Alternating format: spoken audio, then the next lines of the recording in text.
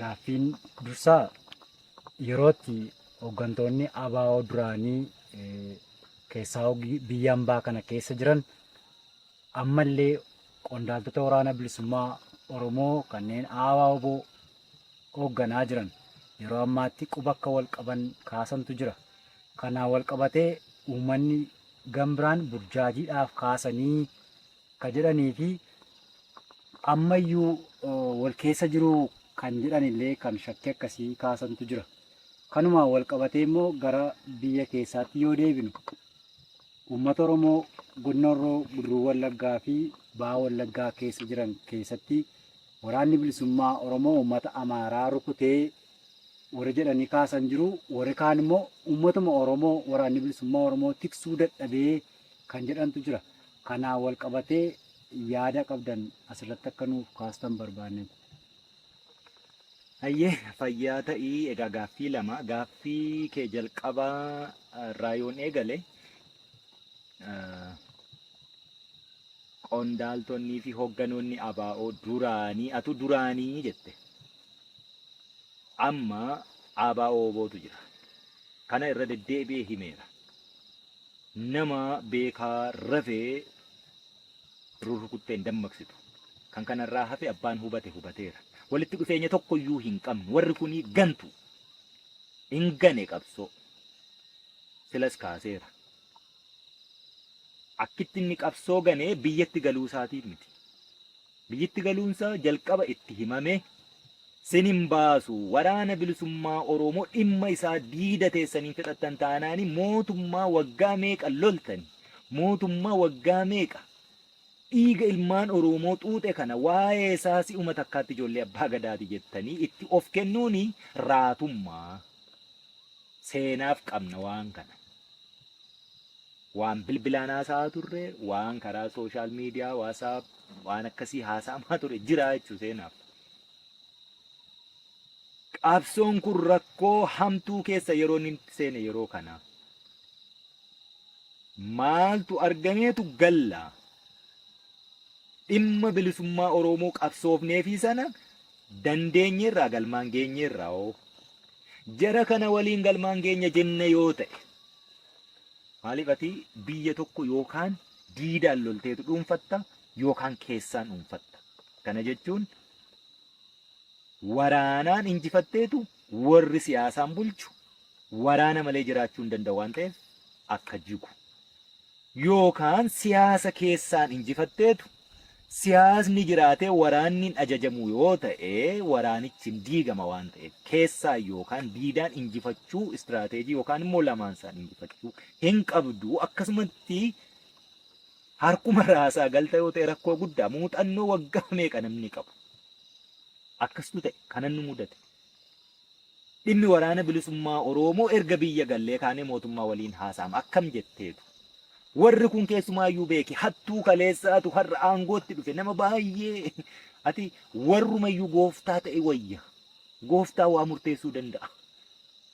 Namni gooftaa jalatti gooftaa hambiraa ta'ee ol dhufu gadheedha. Nama nyaatee hin quufne. Nama akka gooftaa isaa ta'uuf bara baay'ee rakkateetu bakka sana dhufee taa'e. Siichi nyaachuu barbaada. Siichi dhiiga namaa dhangalaasuu xuuxuu barbaada. Siichi waan fagoo bakka gooftaan isaa gahee sana gahuu barbaada. Nama akkasii waliin akka qoosaatti haasa'uun hin danda'amu. Hamma kanaatti wallaalaa ta'uuf doofaa ta'uun hamma kanaatti qabsoo waggaa meeqa keessa turtee muuxannoo meeqa qabdu harcaasteetuma si'a takkaatiin mariin tokko hin turre Eertiraa Asmaraa waa'ee isaatiin haasa'aa jira. Mariin tokko iyyuu hin turre. Kottaa galaa jedhani. Kottaa galaa jennaan wanti isaan jalqaba himani akka warra kaanii nuti shaantaa qofaa hin qabnu lubbuu nama meeqaan nu bira jira akkam goonee gallaannan haaya akkaataatti galansinii tolchina hamma numaa jechuudha. Ambiraan banii tokko iyyuu hin jiru. Yoo jiraate sila gadi bayeetu Oromoof himama ture. Hin jiru. Mariin akkasiin turre. Nin beeka waan ta'eef. Kanaafuu galuun suni sirrii akka hin taane hubadhee kadiidatti hafee waraanni bilisummaa Oromoos waliin hafnee kan waliin hafneeti. Hin turre waan ta'eef. Bara baay'ee ati loltee yookaan injifattee galu yookaan immoo harka micciirtee gara barcuma siyaasaatti waliin teessee marii hattee gara barcuma siyaasaatti yeroo waliin teessummoo wal qixxummaa fi wal kabajaanii namni waa'ee ati irratti haasoftu maaltu sin gidduutti muudaa ta'e jedhu taa'ee taajjabee ilaalee dhugaan asitti darbe. Gara kanatti sirreessaa kan jedhu kan hin jirre akkasumatti galuun suni addunyuma kanarrayyuu hin jirtu.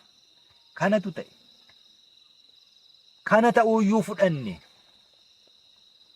Maaliif yeroo sana Oromoon warra gale qofaa miti. Sabniyyuu akka sabaatti machaa'ee ture. Akkasuma sabnuu akka sabaatti waan wareegameefiyyuu warrumti isa wareegaa ture. Beeki warri Tigiree gola keenya keessa daandii qaqalloo xurree qaqalloo gammoojjii keenya keessa hin beekani. Oromoo isa milishaa ta'e isa poolisii ta'e dhaaba OPDO keessatti isa miseensa ta'etu ibsaa ta'ee fuudhee deemaa ture beeki. Isaan kanatu immoo deebi'ee dhufee warruma nu ajjeesee nu ajjeesisiisee yeroo hidhamnu waardiyaa ta'ee akka hin baanetti nu eegatu har'a abbaa ta'e kanuma wanti biraan jiru gooftaa ta'e. Qabsoo tokko bakkaa buqqisneetu kabiraatti yeroo darbuu qabnutti harka kennachuun sun dhalate. Machaahina nama afaan koo dubbatuu jedhamuu sana keessattii fi burjaajii achi keessatti uumame sana wal hubannaa dhabuu dibbeedhaanuu osoo bakka hin gahiin tulluu silaa bahuu qabnu osoo hin bahin walakkaatti dhiichisuu sanatu rakkoo sana fide. Qaamni muuxannoo akkasii qabu immoo rakkoo sana silaa saba silaa qabsooftuu fi ija isaa taatee fi qaama jiru keessaa ABO'n ija Oromooti. Ijji sun silaa waa argu sana argee murteessuu danda'u walumaan jaamee sabni akkuma machaa'e innis waliin machaa'ee gale. Galuu sana miti amma kabate. Erga galamee rakkoo waraana bilisummaa Oromoo diidatti hin furamne keessa erga galanii furuu dadhabani waraanichi akka ofiisaaf falmatu gochuu caalaa uummata Oromoo fi jaarroleetti kennine irraa jedhame. Akkas miti. Ati hoogganaa taate akkamitti uummatatti laatta? Uummata akkam godhee waraana hooggana? Eessatti arga? Akkamitti arga? Caaseffama kamii? Akkam godhee qajeelcha? Eessatti lolchiisa? Eessatti bobbaasa? Eessatti galcha? Erga immoo kana gootee kaatee'u. Uummatatti kennine jaarroleetti kennine erga jettee waraana kee haaltee kaatee'u. Erga haaltee immoo mallattoo immoo hayyu duree ABO Jaal Daawud Ibsaati ani jedhee irratti mallatteessee waraana kana galchaa jedhee immoo warra waan bubuutuu nurraa coree ittiin mootummaa eliit foorsi ta'e wayii Oromoof osoo hin taane gartuuf wanti yeroo sana ture deebi'ee ofiisaa wal nyaate. Oromoof hin turre eliit warra ta'e keessaa wal filee ayidooloojii kamuu haa hordofu ilaalcha kamuu haa hordofu saba kamirraayyuu haa dhufu walitti dhufeetu saba kana akkaataatti qabachuu danda'u irratti walitti warri dhufee gufuun tokko nu ta'eetti mul'ate waan ta'eef gufuu sana buqqifachuu irratti yeroo hojjetu namni kuni mallatteessee immoo itti kenne. Erga uummatatti laattee siin galchu ture. Mallatteessee itti kennee warri koree teknikaa jedhamanii waraana kana diigani. Silaa amma immoo erga diiganii isaaniin laallata waraana meeqa galchanii waraana meeqa diidatti hafee akkasi miti hiree. Maaliif isaanitti kennameera abbootii gadaa jedhanii itti kennaniiru. Amma immoo darbee waraana hin qabnu. Kan ibsa kennuu qabuu fi waraana galeef waraana hafe ibsuu danda'u warruma deeme waraanicha diige ture. Hayyu duree ABO hin laallatu. Erga uummatatti laatte achirris dabartee ammas dogoggora biraa uumte erga immoo koree murtaa'ee waan sana haa galchuu jedhametti immoo mallatteessitee waraana galchaa jettee heeyyama sana laatte amma immoo maatti beekta meeqa galchaniif meeqatu hafe waraana hin qabnu jedhan. Rakkoo guddaa keessa seene. Uummanni Oromootu waraanni bilisummaa Oromoo hayyu duree isaa waliin galeera jedhee yeroof nu balaaleffate dhagaa nutti guure. Booddee hanguma nutti guure nurraa guuruuf immoo wareegame biraa kaffaluu isa gaafate malee. Ejjennaan yoomiyyuu tarsiimoo ta'e inni kaleessa ABO'n irratti bu'uureffame qabsoo bilisummaa Oromoo sana yoomiyyuu hin sharafu. Inni kun tarsiimoon hin sharafu. Tekniks tooftaaleen garaagaraa malli garaagaraa yeroo irraa yerootti jijjiiramuu ni danda'a. Inni tarsiimoo bilisummaa walabummaa fi birmadummaan Oromiyaa hin jijjiiramu jijjiirameef hin beeku hin sharafamu, sharafamees hin beeku. Kana sharafan, kanatu sharafame. Erga waraana hin qabnu, waraanaan loluuf hin jirru jedhanii dhaaba waraana hoogganuu danda'u miti. Kana namni maaf wallaala yookaan immoo maa beekaa rafa. Erga beekaa rafee immoo dhimma keenya miti sun. Kanaaf hoogganaan abaa'oo kaleessaa inni biyyatti galee karaa nagaattiin amanaa jedhe har'a nu hoogganu tokkoyyuu hin jiru. Ala isaa jiraatu, keessa isaa jiraatu. Nuti hundumti keenya iyyuu hooggannisaa dirree jira. Kan diidaa qabnu immoo akkuma diidaa qabnutti oofishaalii beeksisneetu eenyu akka ta'an ni beekama. Inni kaan immoo hojii iccitiiti hojjeta. Abbaan barbaade iddoo barbaadetti lafa dha'ee gangalate warra kana baruu hin danda'u. Warra invincible, warra dhokataa ta'e. Invincible sanatu hojii hojjeta waan ta'e. Kanaafiyyuu walitti dhufeenya qabdu lakki walitti dhufeenya hin qabnu. Yoo gaabbe as deebi'eetu akka haaraatti isa barsiisne miseensummaa guutayyuu, miseensummaa ABO. Yeroo barbaadan immoo dhaaba maqaa jijjiirtanii eessatti jijjiirre jaalladhi. ABO'tun turre adda bilisummaa Oromoo. Wobootun turre waraana bilisummaa Oromoo. Isa kana iddoo tokkotti dachaasneetu ajajaa tokko jalatti galchine. Dirree marra jiraate, dirree marraa lolate, siyaasas, dippiloomaasiis, dinagdees, waraanas, aadaas, hawaasummaas, jaarmiyaa hunduma isaayyuu dirree irraa gaggeessuu dandeenya. Addunyaan irra dhuftee harka nama tokkorra jirti jechuudha. Waan fagoo deemuu, balali'uu, biyya meeqa dhaquus hin gaafatu. Sadarkaa itti qabsoon keenya har'a irra ga'e unumatu beeka. Hunduma isaa immoo qolaa baasnee namatti himuu dirqama isaas hin qabnu, hin barbaannus. Namni achi keessatti yoo ani keessa hin jiru ta'e hojiin hin hojjetamu yoo jedha ta'e nuti akkamittiin jiraannee har'a kumaatamaan sochoonee har'a mootummaa kana burkuteessinee bakka amma gahu kanaan geenye. Namoonni hedduun diida jiran kun baay'een isaanii dhaabni galee siyaasni hin jiru, dippiloomaasiin hin jiru, kaleessa beekisuu fi uffataniituma Waashingten DC keessaa waajjira qabu turan taa'ama turanii. Maaliif akka Oromoon asitti wareegamu gaaf tokko namni dubbate faranjiin kamiyyuu biyyi kamiyyuu beeku hin jiru. Har'a garuu eessatti du'aa jirra, maaliif du'aa jirra, eenyuun dubbisaa jirra, maal dubbisaa jirra hin beekna. Sana immoo himachuun hin feesisu. Nuti biyya miti. Biyya waan hin taaneef immoo waajirri nuti biyya alaatti bananne hin jiru. Nu riphee lola akka riphee lolaatti immoo bosonuu waliinis hojjetaa jirra, qeerransa waliinis hojjetaa jirra. Qeerransiif bosonuun garuu wal faallaa. Kana himachuun immoo nun feesisu. Iddoo tokko yoo mararfannaa hanga fal'aanaa arganne hin tuffannu. Inni tokko immoo isarra darbee mararfannaa akaafaa yoo nuu kenne galata isaati. Kana hundumaa arganneetuma hojjechuu jirra. Kaapitaalli waraana bilisummaa Oromoo anaafsii har'a beeknu birrii 10 birrii 5 yookaan $10 $5 miti. Sanaanii nun jilbeeffachiisu diyaaspooraan. Kaapitaalli keenya baasiin guyyaayyuu miiliyoona 10 miiliyoona 20 ta'e.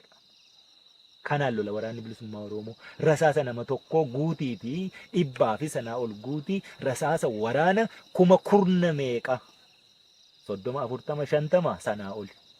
Oromiyaa guutuu keessatti qawween kun guyyaarraa guyyaatti dhuka'u rasaasa nyaata. Eessaa dhufe warra baruu barbaadu qofaatu ani keessa hin jiru waan ta'eef hojiin hin jiru itti fakkaatee kana gaafata. An kanarraa hafe hojiin hojjetamaa jiru asuma dirreerraa, asuma miseensisaas, asuma hooggannisaas, asuma qondaallisaas, asuma bulchiinsisaas hin jiru. Warri immoo qeenca xurii kana keessaatii yoo waa hanqate qabsoon galman geessu taanaan hanqa qeenca xurii kanaa namni nuu gumaachaa jiru immoo inni immoo wal beekna. Hin dubbatus, hin himatus, waan gochuu qabu beekaaf godha. Himachuuf miti. Inni akkasii immoo hojii marra jira. An kanarraa hafe gariinsaa biyyatti dacha'ee galee bakka sanatti goyyomtii gaabbii hamaa keessa seenee jennaan gara dhaqu dhabee hojii hin qabu, hojii hin beeku. Maaliif jennaan waanuma bubuutu ummata dafqee biyya faranjii keessatti dafqasaa dhangalaasee beekumsa caalaa dafqadha dhangalaasa uummati Oromoo. Akkasittiin uummata waa guduunfate irraa waa fuudhatee qoonqoo lafee dhiiga xurii akkasii irraati waa butatee warra nyaataa turetu amma daandii sana cufe ABO. Ummatis waan maluuf qofa kennuutti ka'e. Har'a as deemtee irbaata jettee har'a achi deemtee Awurooppaa irraa kaateetu Awustiraaliyaa irraa woboo fi waa walitti qaba jettee meeqa buusa uummati keenya waan rakkatee argatu irraa. Waan buusu sanarraa tiraanispoortii kutattee, waan buusu sanarraa bashannantee, waan buusu sanarraa akomodeeshinii, hoteela, nyaata kana hundumaa gooteetu abaaboo woboof maal dhalaatta. Qabsoo akkasittiin quucarsaa turan sanadha dura dhaabbanne. Sodaa tokko malee, dhoksaa tokko malee, hooksaanii fanxoon fayyisu. Hin hooqne, qarqara nin malaase. Waraanni bilisummaa Oromoo akkasitti jiru. Kanaaf ijoollee qondaala waraanaa waliin quunnamtii qabna maal goona mee qondaala waraanaa quunnamtii waliin qaba sanatti ajaja kennaniitu iddoo akkasitti bobba'ee kana hojjedhu jedharre nama tokko waliin qabaachuu danda'u sila sitti meera. Gadheeni saba guddaa keessatti akkuma midhaan ooyiruu guddaarra jiru qamadii keessaa inkirdaadii yookaan ashaambilli hin dhimne saba guddaa keessaallee gadheen ittiin jedhanii hin dhimne akkasuma nu keessas ni jira. Nama tokko lama sadii quunnamuu ni dandeessa. Har'aa quunnamtiin akka durii miti. Harka nama tokkorra jira. Iddoo barbaaddetti waan anaafsi amma tuufne egar iddoo biraa jira waan ta'eef. Is akkasitti quunnamtii akkasiin horame kanarraa nama quunnamuu dandeessa ta'a. Quunnamtii akkasii warri qabu sun immoo guutummaa waraana bilisummaa Oromoo yookaan qondaala jaarmiyaa wayii tokko harkaa qabu ta'e bakka bu'ee hojjechuu waan akkasiitis gochuu hin danda'u. Waraanni bilisummaa Oromoo yoomiyyuu taanaan qabsoo bilisummaa Oromoo hin sharafu qawweetummoo waan sana jijjiira qawwicha immoo ka harkaa qabu numa hin danda'amu sun. Isa kana yoon sii deebiseera ta'e akkasumatti fakkaata. Gaaffii kee itti aanu waraanni bilisummaa Oromoo saba irratti xiyyeeffatee lola gaggeessaa. Lakkii waraanni bilisummaa Oromoo Oromooyyuu ittisuu hin dandeenye waan wal faallaalama. Alaamee hundan dubbatanii dugdan ungatanii asitti hundan dubbannu. Oromoon kaleessaa ollaansaa hundumti itti naanna'ee jiru akka daa'imaatti isa boosisaa ture. Tole daawwattoota keenya egaa amma haasawaa